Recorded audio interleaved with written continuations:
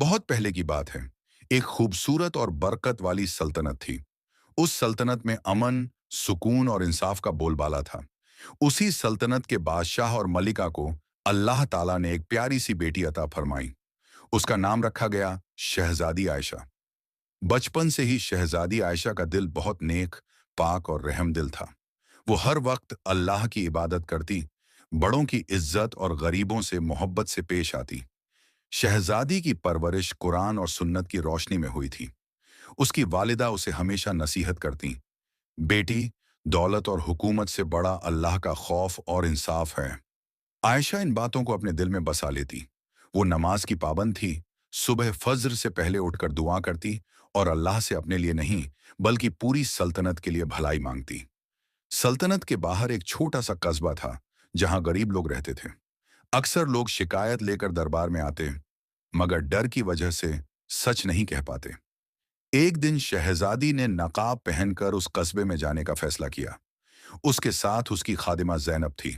जब वो वहां पहुंची तो देखा कि कई बच्चे भूखे हैं, बूढ़े लोग बीमार हैं और कुछ जालिम कारिंदे गरीबों पर जुल्म कर रहे हैं।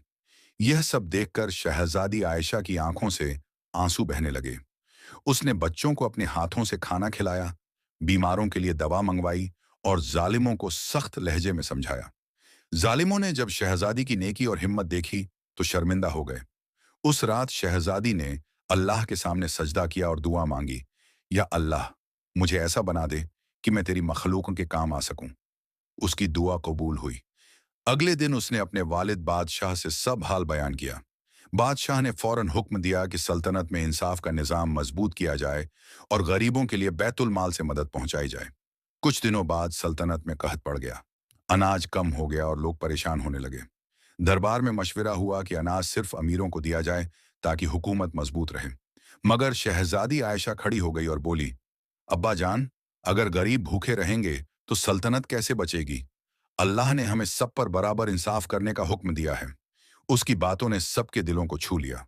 बादशाह ने फैसला बदला और हुक्म दिया कि अनाज सबसे पहले गरीबों में तकसीम किया जाए। शहजादी खुद अनाज बांटने निकली। वो हर घर गई, बेटी, मेरा कोई नहीं, मैं भूखा हूं। शहजादी ने उसे सहारा दिया, अपने महल ले आई, खाना खिलाया और रहने की जगह दी। बुजुर्ग ने दुआ दी, अल्लाह तुम्हें दुनिया और आखिरत में कामयाब करे। वक्त गुजरता गया। शहजादी की नेकी और रहमदिली की शोहरत दूर दूर तक फैल गई। लोग कहते, ये शहजादी नहीं, अल्लाह की रहमत है। मगर शहजादी हमेशा कहती, ये सब अल्लाह का करम है, मैं तो सिर्फ उसका जरिया हूं। एक बार पड़ोसी सल्तनत के कुछ लोग झूठी शिकायत लेकर आए ताकि लड़ाई छिड़ जाए। दरबार में गुस्सा फैल गया। मगर शहजादी ने सब्र से बात सुनी, तहकीक करवाई और सच सामने ले आई। उसकी अकल और हिकमत से जंग टल गई।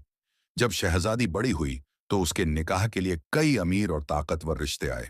मगर उसने कहा, मैं ऐसे शख्स से निकाह करूंगी जो अल्लाह से डरता हो, नेक दिल हो और गरीबों का हमदर्द हो।